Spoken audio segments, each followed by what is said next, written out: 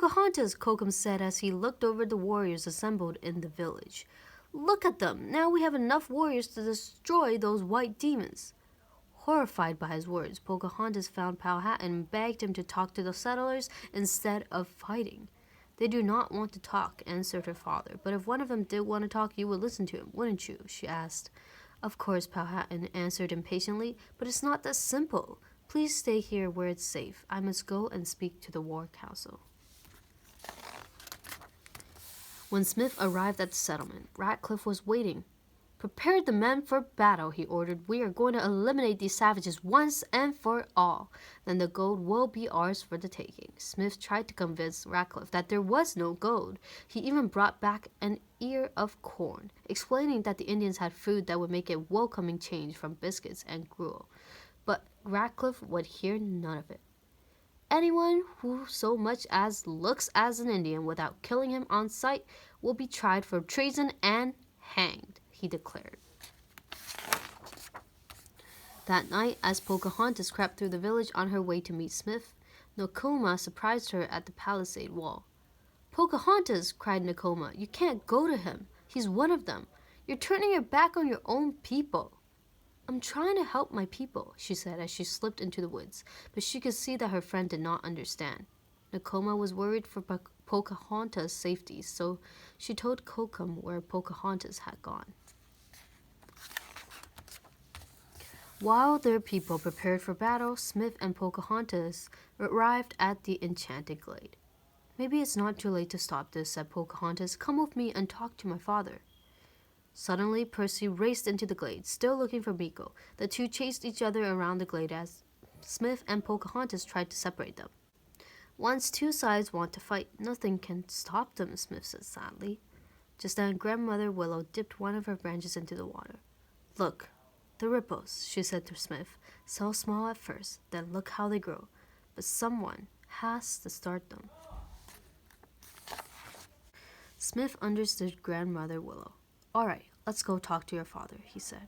Pocahontas threw her arms around him in excitement, and the two shared a loving kiss. At that moment, Kokum emerged from the forest. He pulled the couple apart and leapt at Smith. They wrestled for control of Kokum's knife. Suddenly, Thomas appeared out of the bushes to see Kokum with his dagger poised upon Smith's body. Thomas fired his musket, fatally wounding the brave warrior. As Kokum fell, his hand caught on the necklace Pocahontas was to wear at their wedding, and it fell to the ground near his lifeless body. Thomas, get out of here, yelled Smith as a party of warriors descended on them.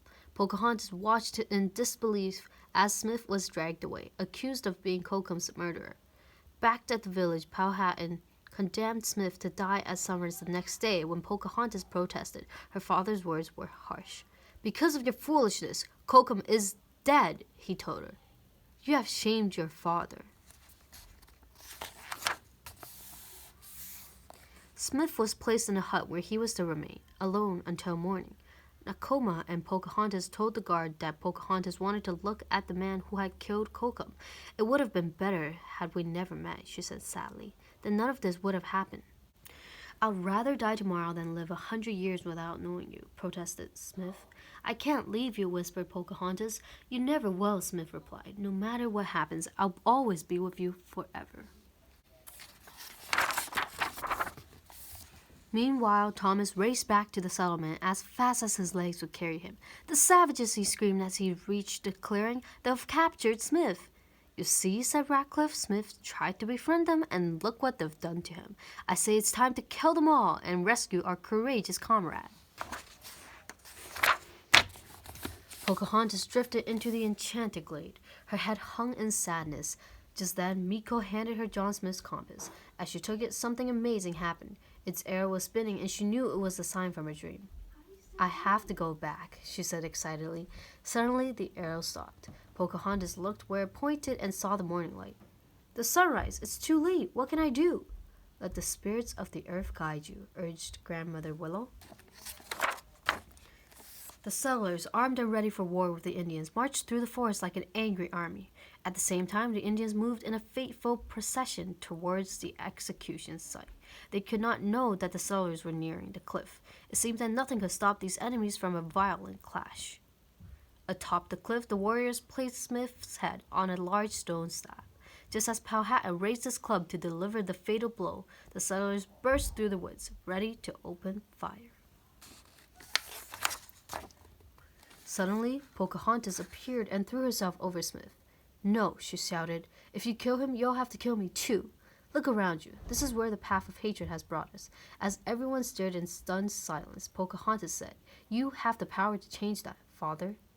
The wind swirled, and Powhatan felt the spirit of Pocahontas' mother guiding him to hear with his heart and heed the wisdom of his daughter's words. The wind swirled, and Powhatan felt the spirit of Pocahontas' mother guiding him to hear with his heart and heed the wisdom of his daughter's words. "Pocahontas speaks with courage and understanding," he said. "From this day forward there will be no more killing. Let us be guided instead to a place of peace." The Indian warriors put down their weapons uncertainly. "Now's the chance!" yelled Ratcliffe. "Fire!" But the settlers finally understood the governor's greed, and one by one they lowered their muskets. Ratcliffe desperately grabbed a gun and fired at Powhatan.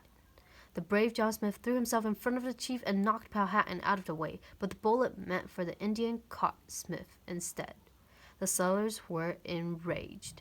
"Get him!" shouted Ben as he, Lund, and Thomas lunged at Ratcliffe. The governor was quickly put in chains and taken back to the ship.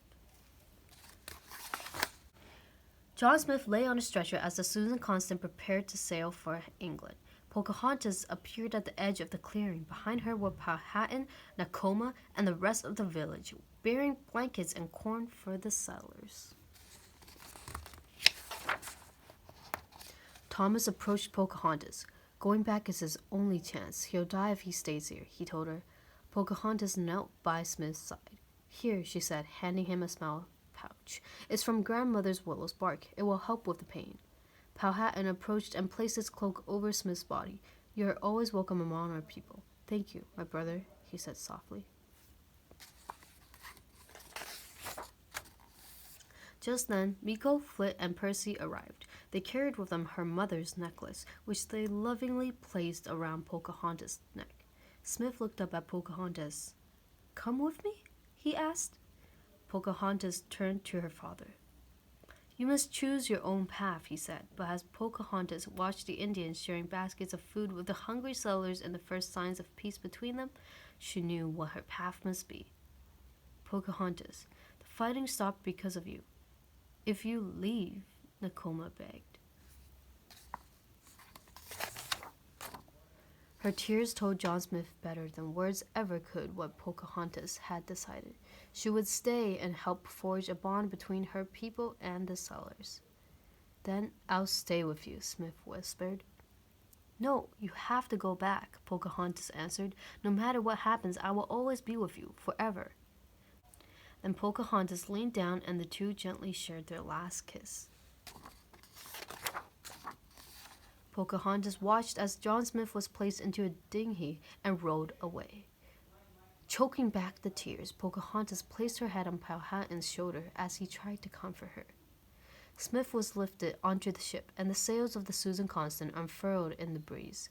Pocahontas broke away from her father's embrace and disappeared into the forest. Steadfast, Pocahontas stood atop her favorite cliff. The wind swirling around her, she watched as the same wind carried the ship that bore John Smith down the river and out to the open sea.